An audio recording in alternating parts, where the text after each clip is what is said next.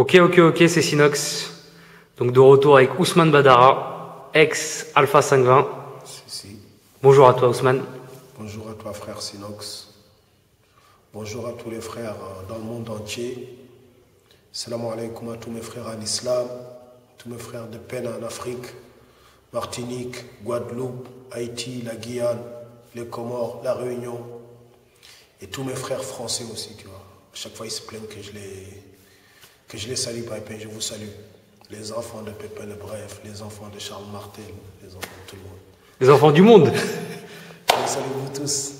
Je vous salue vous tous, mes frères. Déjà, je tiens à te souhaiter une bonne année. Merci. Meilleurs vœux à tous les frères encore qui fêtent ça. Tu vois, mes meilleurs vœux de réussite, de santé dans tous vos projets, vous et vos proches, et que la paix soit avec vous. C'est un peu exceptionnel. À chaque fois, on se voit à la fin de l'été, un peu avant l'été. Et là, on se voit en début d'année. C'est une première pour nous. Hein. Ouais. Ben, ça fait plaisir, frère. Ça fait plaisir, tu vois. Moi, en tout cas, comme je t'ai toujours dit, à chaque fois que j'ai le temps, tu vois, que je peux m'exprimer, que tu me donnes l'opportunité de m'exprimer, parler à mes frères, tu vois, donner un message positif, Inch'Allah, je le ferai, tu vois. Donc, on a fait une interview il y a 4 mois, je pense. Ouais, je crois que c'était en septembre. Hein. Ouais, en septembre, tu vois, même pas en 2 mois, on a dépassé plus de 100 000 vues. Alhamdoulilah, tu vois, ça me fait vraiment très plaisir. C'est la première fois qu'on fait une interview qui explose aussi vite. Donc, si on peut encore reparler, surtout qu'il y a eu des événements très très graves qui sont passés et qui concernent l'Afrique, qui concernent mon peuple. Donc, il est impératif et il est important que moi que je parle. Tu vois, à mes frères, leur dire au moins mon positionnement. C'est vrai qu'en l'espace de quelques mois, il y a pas mal de choses qui se sont passées. Exactement. Et je sais que souvent, tu commentes, tu donnes ton avis sur tes réseaux. Enfin, ton réseau. Ouais. Parce que tu n'as qu'un seul réseau. Hein. Ouais. Ouais, c'est ça que les gens ne savent pas. T'as pas Snapchat, t'as pas Instagram, t'as pas Twitter. Non, j'ai pas tout ça. Tu vois, mon but, c'est pas de passer ma vie à parler sur Internet, frère. Tu vois, comme je l'ai dit, tu vois, un vrai Renoir, 24 heures, c'est pas suffisant. Dans une journée, un vrai Renoir, 24 heures, c'est pas suffisant. Il a besoin de beaucoup plus d'heures dans une journée. On doit travailler, frère. C'est pas en restant sur les réseaux à raconter sa vie qu'on va faire. Donc moi, j'ai qu'un seul Facebook, Ousmane Badara. Tu vois, j'ai pas d'Instagram, j'ai pas de Snapchat, j'ai pas de... Comment s'appelle l'autre là encore? Twitter. Comment il s'appelle l'autre encore? Periscope. Oui, il y a Periscope aussi pour faire les lives. Periscope, tu vois, j'ai pas tout ça, frère. Parce que mon objectif, frère, c'est dire ce que j'ai à dire, puis je passe à autre chose. Tu vois, c'est tout. Donc toujours sur le Facebook, Ousmane Badara. Ousmane Badara. Sinon, donc c'est toi qui le gères, hein? Ouais, c'est moi qui le gère. Sinon, j'ai créé une chaîne YouTube, Ousmane Badara, Vérité et Justice en Afrique. Et je demande à tous les frères d'aller s'abonner là-dessus. Donc, tu leur mettras les liens, Inch'Allah. Tu vois. Et parle-nous un petit peu de cette création de chaîne YouTube. Comment ça t'est venu, en fait, cette idée? Eh ben, tout ce que je veux, moi, à la base, moi, je suis un gars très, très passionné d'histoire. Comme ça, les gens, ils ne le savent pas, ça. Les gens, ils ont l'image d'Alpha dans le rap. Ouais. Tu kiffes l'histoire plus que le rap. Ouais, c'est ça que les gens ne savent pas. Moi, je suis un gars très, très, très passionné de voyage et d'histoire. La découverte du monde. Savoir ce qui s'est passé avant, ce qui se passe maintenant. Tu vois? Et pourquoi on en est arrivé là. Tu vois? Donc, il n'y a pas un jour, tu vois. J'aime pas trop faire de la publicité sur moi. Il n'y a pas un jour où je lis pas le Coran et un jour où je ne regarde pas un reportage sur l'histoire. Il n'y a pas un jour où ça. Soit je suis sur Découverte, soit je suis sur la chaîne Histoire, soit je suis sur Voyage, je suis toujours en train de regarder quelque chose qui m'apporte quelque chose, tu vois, de l'histoire. Et c'est l'histoire du monde entier. Tu vois? Ouais, c'est pas forcément que l'Afrique. C'est pas que l'Afrique. Ou le peuple noir. Non, parce que tout est lié. Mais j'essaie de plus me spécialiser dans l'Afrique. Parce que c'est là où je viens.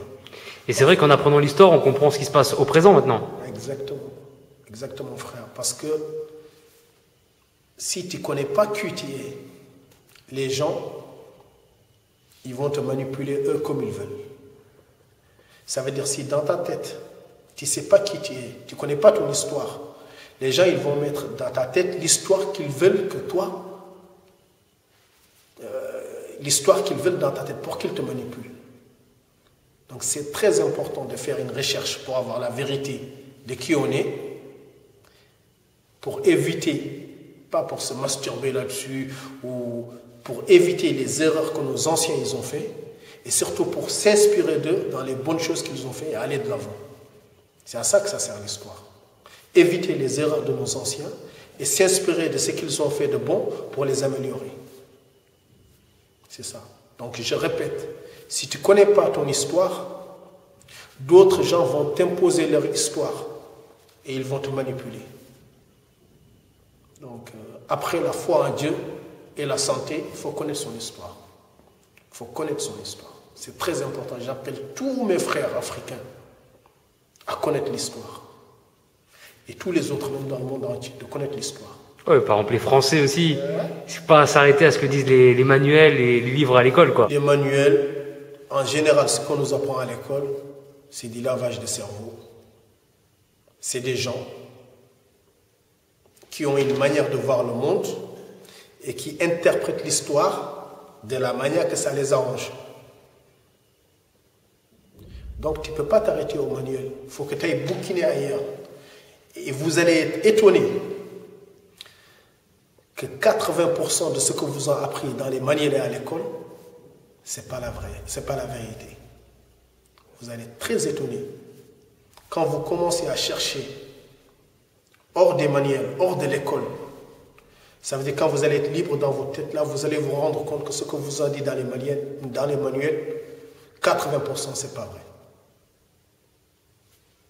Donc c'est important de faire une recherche indépendante, de ne pas s'arrêter à ce qu'on nous a appris à l'école, parce que ça, c'est une interprétation que certains gens qui ont une idée de ce qu'ils veulent que vous soyez, et ils vous conditionnent depuis que vous êtes enfant.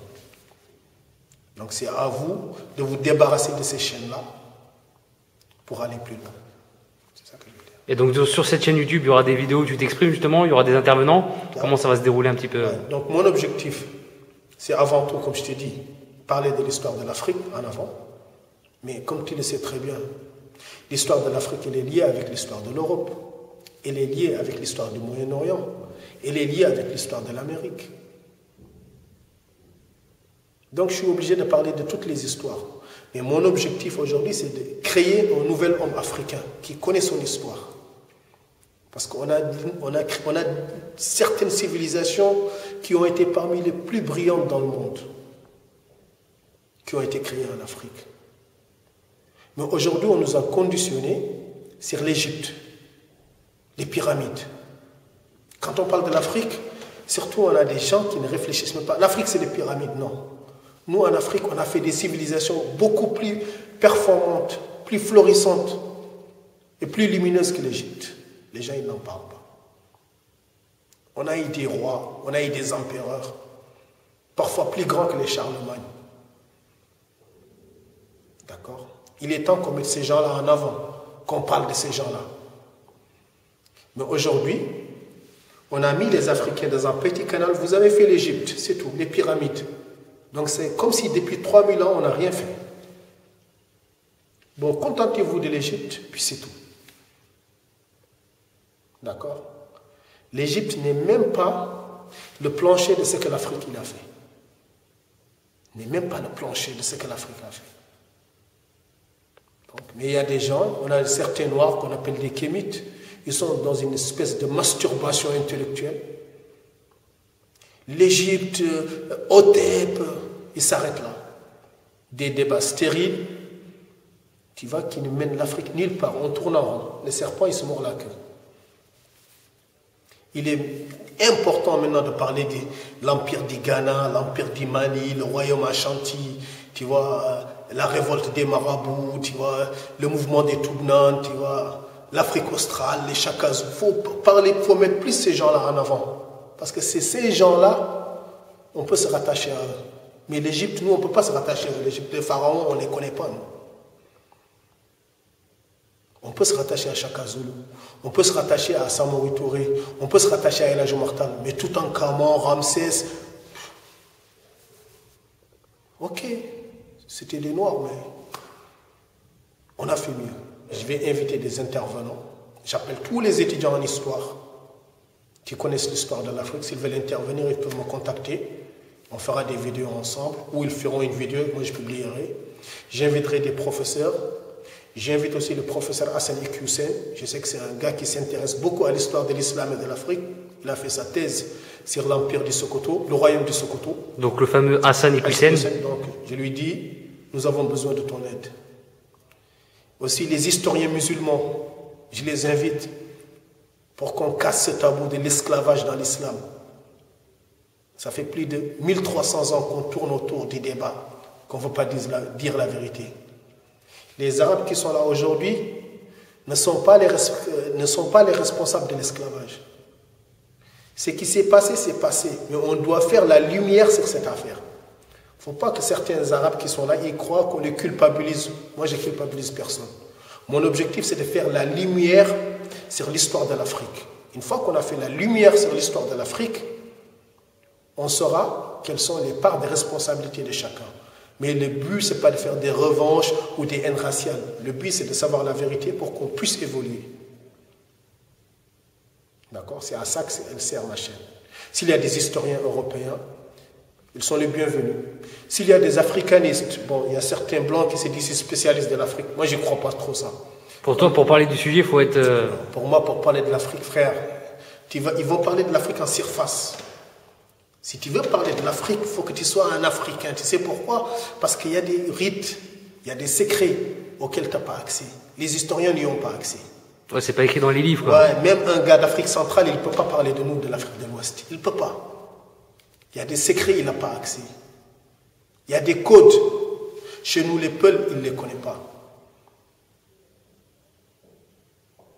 D'accord? L'histoire de l'Afrique, elle doit d'abord être racontée par les Africains. Et après, nos frères européens, nos frères du Moyen-Orient, ils viendront compléter. Ils viendront compléter. Est-ce que tu as compris?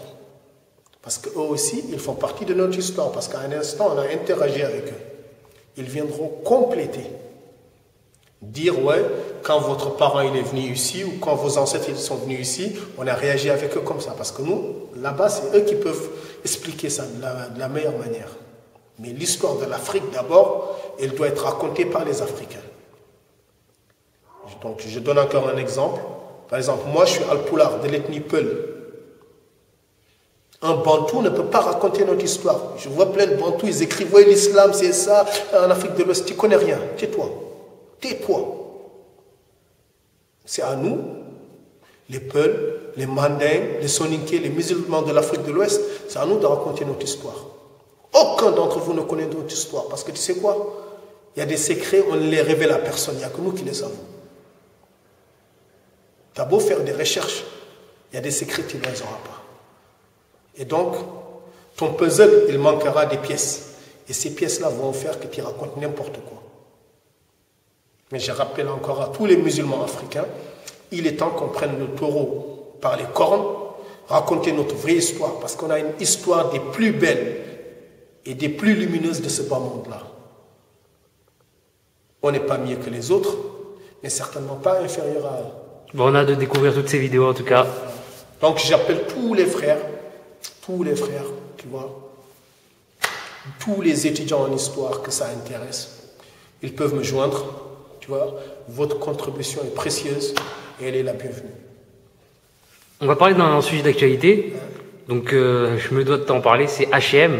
Ouais, ah d'accord, ok.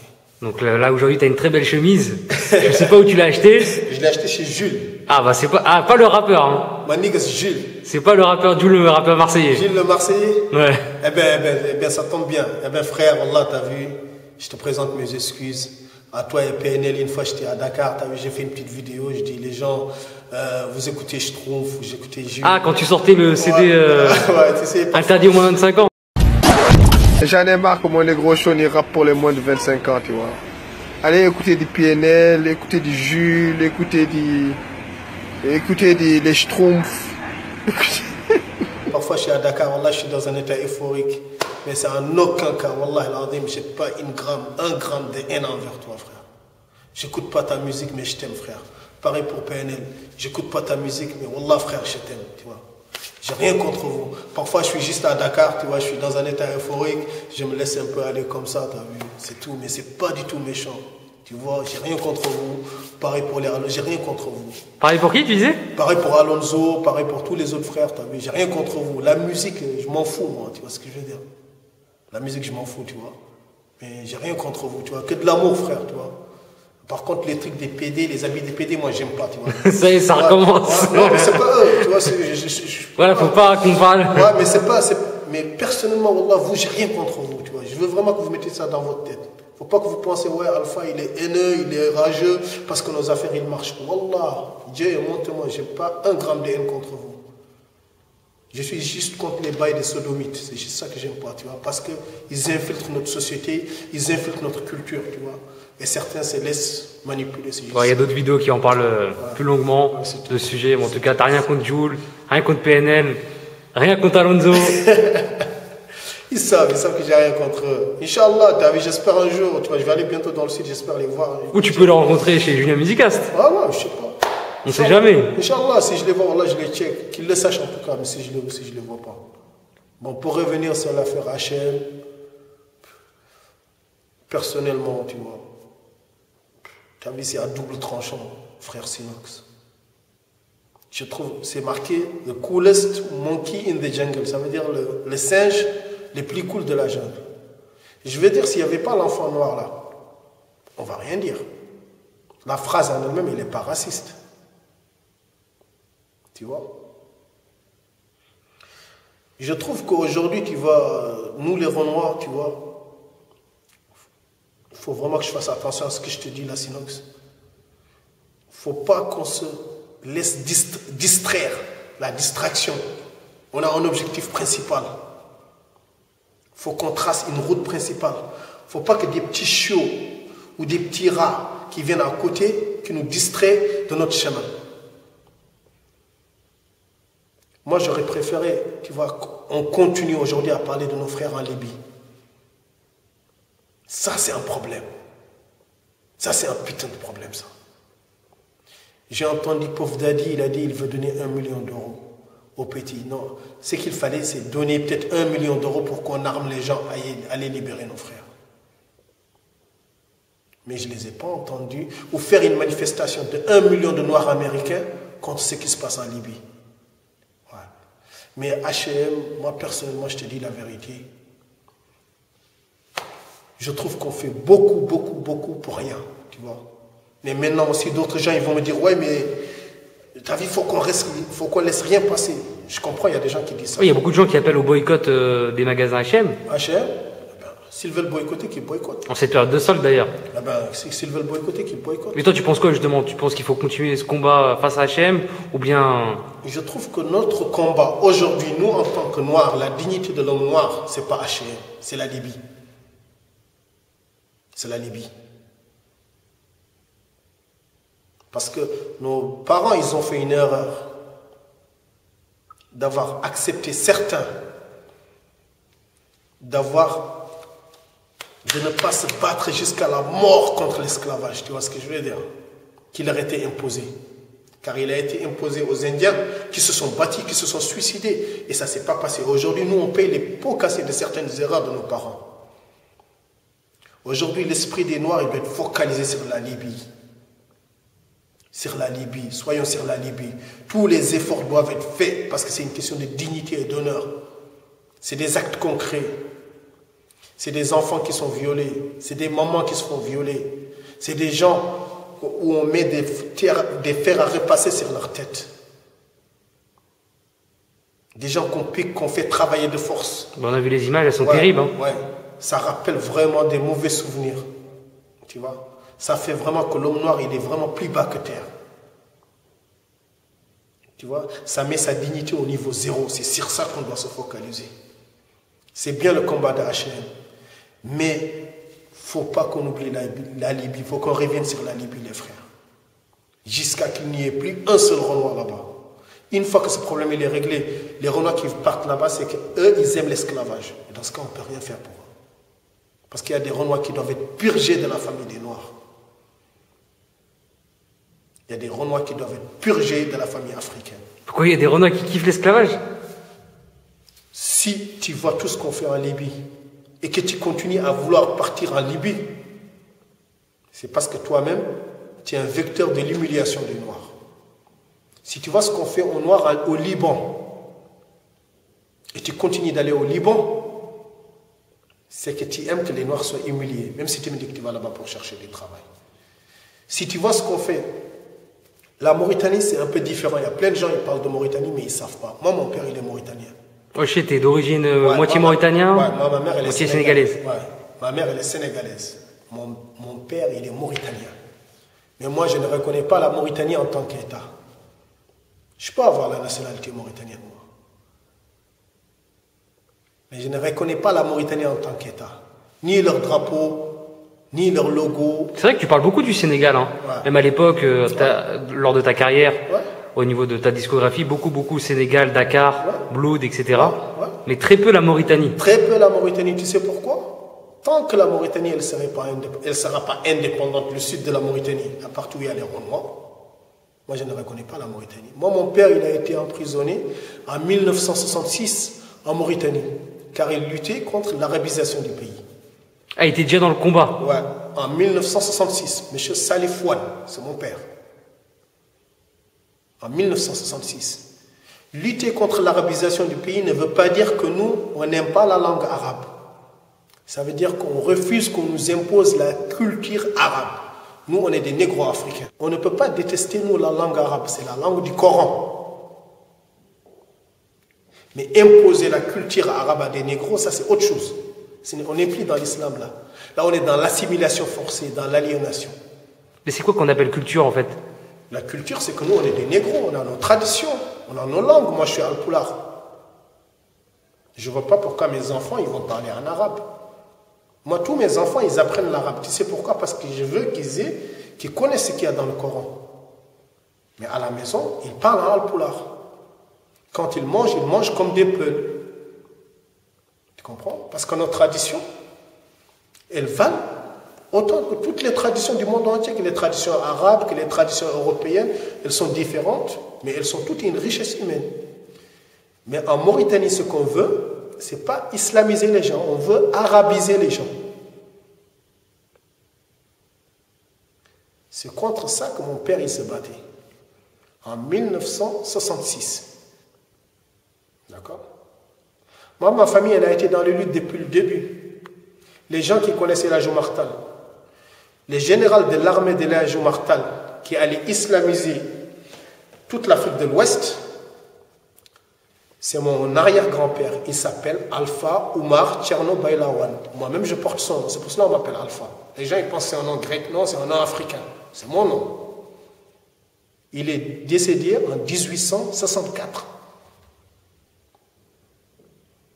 Et c'était lui le général des armées de El Hadj Oumar Tall. Tout le monde connaît El Hadj Oumar Tall dans l'Afrique de l'Ouest. Il y a des écoles, tout le monde. C'est mon arrière-grand-père.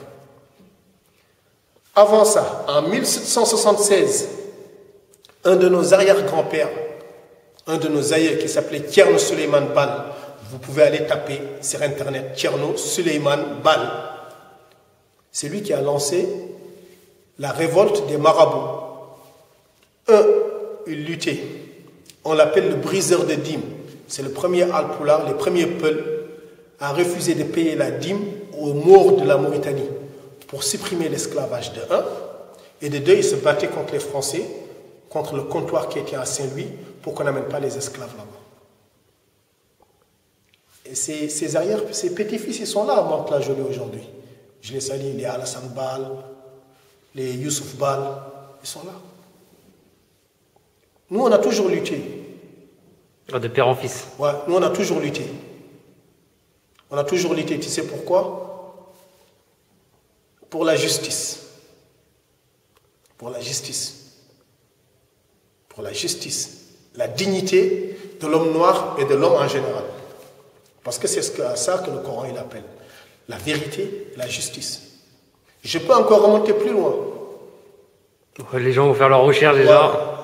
Je peux encore remonter plus loin. Ça veut dire, moi, je peux tracer ma famille jusqu'à 500 ans. Tu as déjà fait un peu l'arbre généalogique. Ouais, nous, on n'a jamais été esclaves, nous. Jamais. On a toujours nous libéré des esclaves. Nos ancêtres, ils sont toujours battus contre les rois noirs vendus qui vendaient des esclaves, et contre les Arabes morts qui vendaient des esclaves, et contre les Français qui avaient des comptoirs qui faisaient de l'esclavage. Si vous ne me croyez pas, eh bien, demandez nos familles, les Alpha Omar Tcherno Baylawan, les Tchern Suleiman Bal, les Biran Almamiwan. Demandez qui nous sont. À vos recherches, les internautes. À vos recherches. Vous allez vous taper sur Internet Tcherno Suleiman Bal. Vous tapez sur Internet Alpha Omar Tcherno Baylawan. Vous tapez sur Internet Elhaj Omar Tal. D'accord? D'accord. J'ai même des oncles à moi qui ont été allés faire au FMI. Au FMI, Front monétaire international, c'est ça? À l'UNESCO. Ma famille, c'est toujours battue. Bon, c'est aux enfants de prendre le relais maintenant. Ouais, c'est ça que les gens ne savent pas. C'est ça que les gens ne savent pas. Ils disent noir, ils confondent tout, mais tu ne sais pas. Nous, Afrique de l'Ouest, il y a eu des razzias. Mais il n'y a jamais eu un roi arabe qui est venu régner sur l'Afrique de l'Ouest. Ça n'existe pas. Donc je vous défie, tous les historiens du monde entier, allez à vos Google, googlisez, cherchez-moi un seul roi arabe qui a régné dans notre région. On a toujours eu des relations de voisinage avec eux. Parfois c'est tumultueux, parfois c'est dans le bon sens. Mais comme la France et l'Allemagne, c'est des frères, et parfois ils se battent, parfois c'est des périodes d'amitié. Ça a toujours été comme ça. Comme son propre voisin de palier. Exactement. Des fois il fait du bruit trop fort et des fois on lui dépanne du sel. Exactement. Beaucoup de gens ils ne savent pas ça. Beaucoup de gens ils ne savent pas ça. C'est pour cela que moi, je m'engage un peu avec les frères mauritaniens. Parce que c'est une suite de la lutte de mon père. Tu vois? Je défends les frères des Zaïre. Je n'ai aucun rapport presque avec eux. À la limite, avant que je vienne en France, moi, j'ai presque jamais vu un Zaïrois. Un Comorien avant que je vienne en France. Presque à part à la télé, je voyais peut-être les Tchalamona, les Pépé Calais, mais comme ça, dans la vraie vie, je ne les voyais pas. Les Comoriens, j'ai jamais vu un Comorien avant d'arriver en France. Je crois que beaucoup de Comoriens ont été connus grâce au rap aussi. Ouais, tu vois. Mais je les aime, tu sais pourquoi? Parce que ils sont dans un mouvement d'émancipation. Ils ont tous les frères de la Réunion, les frères de Guadeloupe. Et j'ai l'impression que tu combats. Martinique. Ils sont tous dans un mouvement d'émancipation. Je les aime. Le combat du Zaïre, tu le combats plus que certains Congolais d'ailleurs. C'est dommage, hein. C'est normal, frère. Tu sais pourquoi? Parce que je t'ai dit, c'est la justice. C'est la justice. Si demain, des Renois, ils commencent à devenir des oppresseurs, je me battrai contre ces Renois-là. Parce que ça a toujours été notre ligne directrice. Toujours du côté du plus juste. Ouais, la vérité et la justice. Et justement, on parlait de Mauritanie, mais là, on a vu que le 28 novembre, il y a eu un morceau de ta part. Ouais.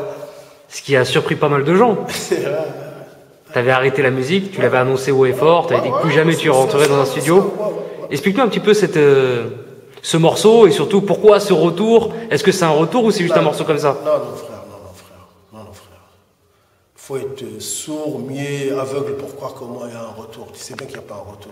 Le 28 novembre 1990, le gouvernement bassiste, nassériste, mauritanien, raciste, a décidé de pendre 28 noirs, tu avais 28 novembre, 28 noirs pendus, pour envoyer un message, pour anesthésier le peuple noir.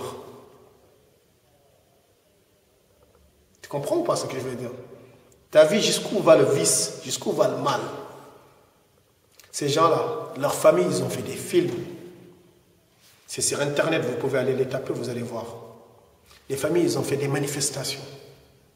Aujourd'hui, on est presque en 2018. Ça fait combien? Ça fait 28 ans. Pas un iota qui a bougé. J'ai estimé que c'est de mon droit dans leur lutte de leur dédier un petit morceau, de leur dire, tenez, pour faire revivre leur lutte. C'est un hommage. Ouais. Ce n'est que le début. Ce n'est que le début. Pour faire revivre leur lutte. Parce qu'à un instant, depuis 1990, ils font toujours la même chose. Ils font toujours la même chose. Ça ne bouge pas beaucoup. J'espère qu'avec ça, il y a des nouvelles générations. Déjà, il y a des gens qui ne sont pas au courant de cette histoire. Qu'ils vont savoir ce qui se passe. Et ils vont prendre des nouvelles décisions. Et je sais que dans tous les ghettos de Mauritanie, là où il y a des Renois en Mauritanie, ils écoutent le son. Ça va créer de nouveaux Spartacus. C'est ça le but. C'est ça le but. Mais toi, tu es rentré en studio justement, le but, c'est juste pour ça. Ouais. Ton devoir, c'était de... Mon but, c'est de créer des révoltes, mon ami. Mon but, c'est de casser la chaîne dans la tête de l'homme noir en Mauritanie. Ça veut dire le mec qui est dans le plus profond du village, il est en train de... Il va au puits. Il va au puits, là, il prend l'eau. Il n'a pas de robinet, mais il a le téléphone. Je sais que quand il écoute ça, il a le courage. Parce qu'il va dire, ah oui, ça c'est un Alpoulard comme moi qui parle. Ça fait 28 ans, personne n'a parlé comme ça. Ou il y a des frères qui ont parlé comme ça, mais on ne leur a pas trop prêté attention. Il y a des frères comme Yero Gaïna Kosovo qui a parlé comme ça, tu vois. Qui a fait des sons. Il y a plein de rappeurs mauritaniens qui en ont parlé. Mais c'est pas pareil que si moi j'en parle. C'est pas pareil. Surtout quelqu'un qui est arrêté. Ouais. C'est pas pareil. C'est pas pareil. C'est pas pareil. Là, la lutte, elle va prendre une ampleur plus internationale. C'est ça le but. Et surtout que tu as mis une légende, la haine que la haine a engendrée. La haine que la haine a engendrée. Pour dire au gouvernement mauritanien, pour dire aux esclavagistes mauritaniens, la haine que la haine a engendrée. Black Mauritanien, que vous le voulez ou pas, le Sud Mauritanie sera indépendant. Je m'adresse au gouvernement mauritanien, président Abdelaziz, je sais même pas c'est quoi tout son nom. Sachant en tout cas que... Tu connais que son prénom, c'est déjà pas mal. Sachant en tout cas que de l'autre côté du fleuve, il y a des mecs qui ne te respectent pas du tout. Nous, les Sénégalais, on a réglé le problème des Mauritaniens depuis 1989. En 1989, s'il y avait des commerçants mauritaniens partout qui contrôlaient l'économie du Sénégal, en 2 jours, on les a tous virés. Et depuis ce jour-là, les Mauritaniens, ils rasent les murs chez nous. Ils ne font pas le malin. C'est tout. Donc, si tu respectes nos gens, on te respectera. Si tu ne respectes pas nos gens, tu n'auras aucun respect de notre part. C'est tout. Mais nous, on est de l'autre côté du fleuve. Il faut savoir que ces gens-là, le seul truc qui nous sépare, nous et les Noirs de la Mauritanie, c'est un fleuve. Mais le fleuve, ce n'est pas une frontière naturelle. Le fleuve, c'est une continuité. Il y a des Noirs mauritaniens qui ont leur champ au Sénégal. Il y a des Sénégalais qui ont leur champ du côté de la Mauritanie. C'est nos frères. Je te dis que moi, ma mère est sénégalaise. Mon père, il est mauritanien. Mais les deux, ils sont de la même famille. C'est de la même famille. C'est comme si on dit Paris rive droite, Paris rive gauche. On veut faire 2 pays. C'est pas possible. C'est pas 2 pays, ça. C'est une continuité. Ouais, il y a juste la scène au milieu, quoi. Ouais, donc c'est normal que ces gens-là, quand ils ont quelque chose de mal, que nous, ça nous fait mal. D'accord? Mais je dis à tous les Noirs mauritaniens, personne ne vous aidera si vous-même vous ne commencez pas la lutte. Il faut commencer à réfléchir maintenant à d'autres manières de lutte. Ça fait presque 40 ans, 50 ans, je dirais même 58 ans d'humiliation. Il est temps que ça finisse. Il est temps que ça finisse. Et j'ai dit aussi aux Arabes mauritaniens, nous voulons que la justice et la paix. S'il y avait la justice et la paix, on va vivre avec vous. Pourquoi? Parce que nos parents, ils ont vécu avec vous. Nos arrière-parents, ils ont vécu avec vous. On n'a jamais dit que vous n'êtes pas de là. Moi, je ne fais pas partie de ces gens qui disent, ouais, les Arabes, ils ne sont pas d'Afrique, les Berbères, ils ne sont pas d'Afrique, frère. L'Afrique, c'est pour toute personne qui veut vivre en paix, en justice. Tu vis en paix, en harmonie, tu respectes la composition de l'Afrique, ethnique de l'Afrique, eh bien, tu es le bienvenu. Parce que nous, quand on vient en Europe, on veut qu'on nous accepte. Quand on va en Amérique, on veut qu'on nous accepte. Donc, les gens qui viennent en Afrique, il faut qu'ils respectent l'Afrique. Mais si tu respectes l'Afrique, tu es le bienvenu. Parce que tout le monde est migrant quelque part. Tout le monde est migrant quelque part. Il n'y a personne qui peut dire, ouais, moi, depuis le début de l'humanité, c'est ça ma terre. Ça n'existe pas, ça. Et qu'est-ce que tu penses des gens qui disent Alpha, il est anti-arabe? Ben c'est ça. C'est ça, parce que peut-être je suis l'un des rares Renois musulmans qui me différencient, tu vois.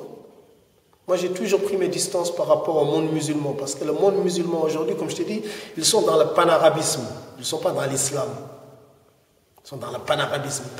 Panarabisme, c'est quoi? Ça veut dire on met le fait d'être arabe, on le met au-dessus de l'islam.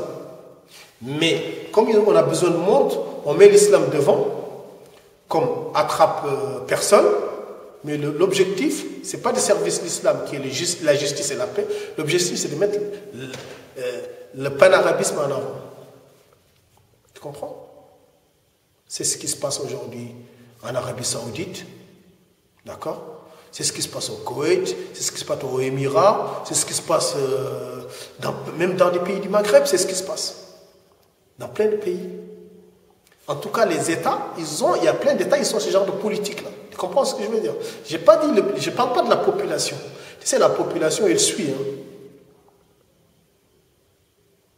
Mais je sais que dans tous ces pays-là, il y a des bons musulmans sincères qui savent que notre nation, c'est la vraie nation d'islam. La justice et la paix pour tous les êtres humains sur cette terre. Et je vais me lier avec tous les gens, quelle que soit leur origine, leur couleur, pour me battre pour la justice et la paix. Mais ne crois pas que moi tu vas me tromper avec des hadiths que tu as inventés, avec des interprétations fallacieuses du Coran que tu as faites. Toi, tu vas me tromper avec ça. Mais c'est pour cela qu'en général, quand on fait des vidéos, toi et moi, j'ai dit, je salue d'abord tous mes frères musulmans. Musulman, ça ne veut pas dire, il vient là, Allahu Akbar, je vais à la Mecque. Non. C'est que d'abord, il est soumis à Dieu et il lutte pour la justice et la paix. C'est pour cela que je commence toujours dans les interviews par saluer ces gens-là. On ne peut pas séparer ça. Après qu'ils soient marocains, sénégalais... Peu importe, parce que moi-même, j'aurais pu être né marocain. J'aurais pu être né algérien. J'aurais pu être né saoudien. Je ne peux pas haïr quelqu'un parce qu'il est saoudien, mais j'exècre ton comportement quand tu penses que le saoudien il est mieux que le noir. Alors là, je dois te combattre si tu utilises l'islam pour rabaisser le noir. Alors là, je vais te combattre. Je ne reste pas dans l'exécration ou dans l'exécrement. Là, je vais te combattre. Comme les Libyens ils ont fait, eh bien, on doit les combattre jusqu'au bout. Et certains Arabes, par nationalisme, qui veulent soutenir les Libyens, ils ne sont plus dans le camp de l'islam. Maintenant, c'est des ennemis. Donc moi, quand je dis salam alaikum, je ne parle pas à ces gens-là. Je parle aux frères justes. C'est tout. Comme certains Libyens qui sont justes. Ouais, beaucoup. Est-ce que les gens ils globalisent un peu les Libyens. Est-ce que nous, on va nier ce que Mohamed il a fait pour nous? Mohamed a fait beaucoup pour l'Afrique. Ça dépend pour quelle raison. Et tu penses quoi de Kadhafi? Mais comme tout être humain, frère, il a ses défauts et des qualités. Mais est-ce qu'il y a quelqu'un sur terre qui est saint d'esprit qui peut dire que Kadhafi, il n'a pas fait beaucoup de choses pour l'Afrique? Kadhafi, c'est lui qui marchait. Rien qu'il ait fait, même s'il n'avait rien fait, il a juste une veste. Il y a l'Afrique. Ça suffit. Mais tout ce que Kadhafi il a fait là, tout l'argent qu'il a donné à l'Afrique là, ça ne vaut pas la vie d'un seul noir. Ça ne vaut même pas la vie d'un seul être humain. Ça ne vaut même pas la vie d'un seul chat. Parce que la vie, elle est sacrée, mon frère. Alors, si un Libyen, il nous dit, ouais, mais Kadhafi, il a fait ça pour vous, vous comprenez qu'il y a l'esclavage. Non, on ne comprend rien du tout. Parce que tout ce que Kadhafi, il a fait, ça ne vaut pas le milliardième d'une vie. Parce que la vie, c'est sacré. C'est juste ça que je veux dire. Mais je ne serai jamais anti-arabe, comme je ne serai jamais antisémite. On m'a beaucoup accusé d'être antisémite. Je ne serai jamais antisémite. Je suis antisioniste, parce que c'est de l'apartheid. Je suis anti-panarabe, parce que c'est de l'apartheid et du racisme. Comme je suis anti-nationalisme noir, qui pense qu'être noir, c'est au-dessus de certaines personnes. Oh, toi, t'es pas un Black Panther. Ouais, j'ai pas dit pro-black ou pro-juste, c'est pas pareil. C'est pas pareil, frère. Non, Black Panther, oui, c'est mes frères. Black Panther, ils n'ont jamais dit que les Noirs, ils sont mieux que les autres. Ils se battaient pour les droits des Noirs. J'ai dit que des Noirs qui pensent, comme certains noirs qui le disent, il y a des noirs qui te disent que tout ce qui n'est pas noir, c'est le diable. Ouais, il y a des philosophies comme ça, il y a des noirs qui pensent comme ça. Ben, je ne peux pas défendre ce genre d'idées. Est-ce que tu comprends ce que je veux dire? C'est pas parce qu'on est noir qu'un autre noir n'est pas juste, tu vas pas être de son côté juste parce qu'il est noir. Jamais de la vie. Tu regardes pas la couleur pour dire... Jamais de la vie. C'est pas ce que le Coran il m'a enseigné, c'est pas ce que mon père il m'a enseigné, c'est pas ce que nos ancêtres, aujourd'hui dont on veut revivifier la mémoire et l'histoire, nous ont enseigné. Nos ancêtres nous ont dit toujours, sachez que si Dieu vous a fait noir, c'est un don dont vous devez être fiers. Et si vous n'êtes pas fiers de ce cadeau-là, Dieu il va vous humilier dans votre négritude. Nous, on n'a pas le choix, à part que d'être fiers d'être noir. Mais la fierté, elle s'arrête quand il passe, quand il pense que tu es supérieur à quelqu'un d'autre. C'est là où ça se glisse. C'est pour cela qu'il y a plein de gens, ils accusent les Algériens surtout. Ouais, ils leur disent, ouais, ils sont nationalistes. C'est pas méchant d'être nationaliste. Aimer le Maroc, c'est une fierté. Aimer l'Algérie, c'est une fierté. Jusqu'à que tu fasses le pas où tu penses que l'Algérie ou le Maroc ils sont supérieurs à quelqu'un d'autre. C'est une frontière très sensible. Ouais, c'est la limite à ne pas dépasser. Ouais, c'est la limite à ne pas dépasser. Tahia le Jazair, Tahia Maroc, Tahia Tunis. Mais jamais de la vie ne pense pas que c'est au-dessus de quelqu'un d'autre. Que vive la Côte d'Ivoire, que vive le Sénégal, que vive le Mozambique. Que vivent les Juifs justes. Nos frères juifs justes, qu'ils vivent. Qu'ils vivent. Qu'ils vivent. C'est pas moi qui le dis, c'est le Coran qui le dit, frère. Tu comprends? Que vivent nos frères français justes. Les Bretons, les Auvergnats, les Gitans. Moi, j'aime grave les Gitans, Allah. C'est mes frères, les Gitans. Que vivent les Gitans. Que vivent les hindougistes, les pakistanégistes, la nation des justes. Les vrais. Alpha, je vais te laisser le mot de la fin. Donc, mot de la fin, ben, je vous remercie encore. Tu as vu, franchement, sinon tu ne sais même pas à quel point je te remercie. À chaque fois de me laisser l'opportunité de m'exprimer, parler aux frères, tu vois. Dire que l'homme noir n'a pas dit son dernier mot, mais l'homme juste a encore plus de mots à dire. Tchai, tchai, tchai. Merci à toi, Alpha, et on te retrouve sur le site. Hein. Merci. Donc, n'oubliez pas encore, t'as vu, j'ai pas l'habitude de demander aux gens. T'as vu, jamais tu me vois, moi, je dis, allez acheter mon CD. Jamais de la vie tu m'entends dire ça. Allez vous abonner sur mon Facebook, j'aime pas dire ça. Mais là, j'ai fait une chaîne, c'est pour l'Afrique. Je veux vraiment... Voilà, c'est la continuité de toutes nos vidéos un petit peu, quoi. Ouais, plus détaillées sur certains thèmes. Ouais, je veux vraiment que tous les petits frères de l'Afrique de l'Ouest, en tout cas, avant tout, allez-y. Tous les petits frères qui sont dans l'islam, allez-y. Tous les petits frères de l'Afrique, en général, les Renois, tous, allez-y. Tu vois? Tous ceux qui sont passionnés d'histoire, de voyage. Allez-y, ouais, voyage, allez-y. Si vous voyez que j'ai fait des erreurs, envoyez-moi des mails. Et je sais que tu lis les commentaires. Ouais, je lis les commentaires. Donc n'hésitez pas. N'hésitez pas, t'as vu? Je répondrai, Inch'Allah, si j'estime que c'est nécessaire. Et pour ceux qui veulent s'habiller, il y a le site aussi. Il y a le site www.gfgstore.fr. Parce que j'ai vu la nouvelle collection. Hein. Ne vous inquiétez pas, le plus important, c'est la chaîne YouTube sur l'histoire. GFG. Underground Economy. GFG, Underground Economy. Béatrice Percier à Miami ne peut rien faire. J'arrête, faut que j'arrête. J'arrête. On va arrêter. On a dit qu'on parlait plus de Béatrice. Béatrice, ferme ta gueule, tu nous emmerdes. Eh, bientôt tu vas créer un compte Instagram. Hein. Tu vas bientôt créer un compte Instagram. Hein. Saloperie de Béatrice, tous les jours en train d'insulter les gens. Ah, maintenant il s'attaque aux femmes des gens. Ah, lâchez, ciao.